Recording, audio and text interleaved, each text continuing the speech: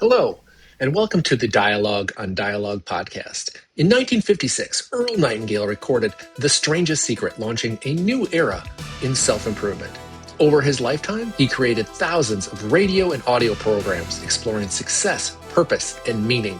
This project is my personal reflection on those ideas, what they meant then, and how they apply now, as I work to put them into practice and invite you to come along for the ride. Episode 23, The C in Competency. As Earl Nightingale reminds us, people don't need to be educated nearly as much as they need to be reminded. This series is about remembering the truths we probably already know and learning how to live them. This episode brings us to the final episode focused on competency, the C in the C.O.R.E framework that structures this entire audiobook. And Earl closes out this section with a mix of critique, storytelling, and what I would call bracing clarity. Earl begins with a somewhat critical look at college education. He points to low completion rates in his era and suggests that many people attend college not because they want to learn or grow, but because it is expected by family, by society, by tradition. He's clear that he's not opposed to college, quite the opposite. For those who genuinely want to be there, who want to develop skills, deepen understanding, and grow, it can be an extraordinary opportunity. What seems to bother him most is something he never quite says: the tragedy of wasted opportunity. To have access to one of the most powerful educational environments available, and then drift through it without effort or engagement, that's what seems to upset him. Competency requires attention, and without intention, even the best environments can't help. From there, Earl moves into the world of writing and observation. He noted that when John Steinbeck won the Nobel Prize for Literature in 1962, it marked the end of an era. Steinbeck did not go to college to become a writer. He developed his voice outside the formal academic training. Earl wonders, and probably correctly I think, whether this would even be possible today. He makes an interesting observation. People whose job it is to comment on, critique, or observe society, writers, reporters, thinkers, are often products of these institutions that they analyze. Some distance seems to matter. Independence of thought matters.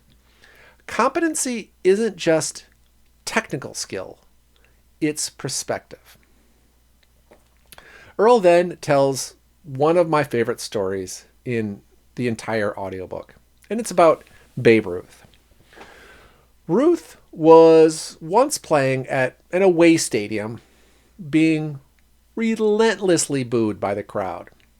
Early in the game, he struck out multiple times. The jeering intensified. When it was his turn to bat again, Ruth stepped out of the dugout, smiled, and tipped his cap to the crowd. He missed the first pitch. The crowd went nuts. He missed the second pitch. The crowd was going crazy. On the third pitch, he hit a home run, and it was one of the longest ever recorded at that time. As he rounded the bases, he smiled, tipped his hat to the crowd. Later, when asked about it, Ruth said he believed in the law of averages. If he kept swinging, eventually good things would happen. That's competency in action. Show up, do the work, accept the misses, trust the process. In the final section of this episode, Earl delivers what feels like the central truth of the entire competency section. He says that life operates by laws, not luck. What we have, who we are, is largely the result of past effort. Life, in this sense, is a mirror reflecting back what we've put into it. It's a hard idea to hear.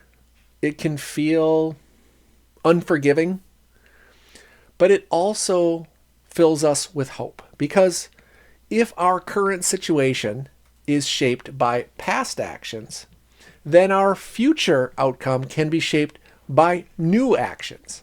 We are not trapped. We are not fixed in place and time. To change the world, Earl reminds us, we must first change ourselves. He closes with a line from Ralph Waldo Emerson that feels like the perfect summation of this entire section. What a new face courage puts on everything. A determined man, by his very attitude and the tone of his voice, puts a stop to defeat and begins to conquer. So episode 23 leaves me with this reminder. Competency is built, not inherited. Opportunity must be used, not admired. Progress follows effort, not luck. And courage, paired with determination, changes what is possible. This brings us to the end of competency and prepares us for what comes next. Until next time, remember, the answers are older than we are and just as relevant today.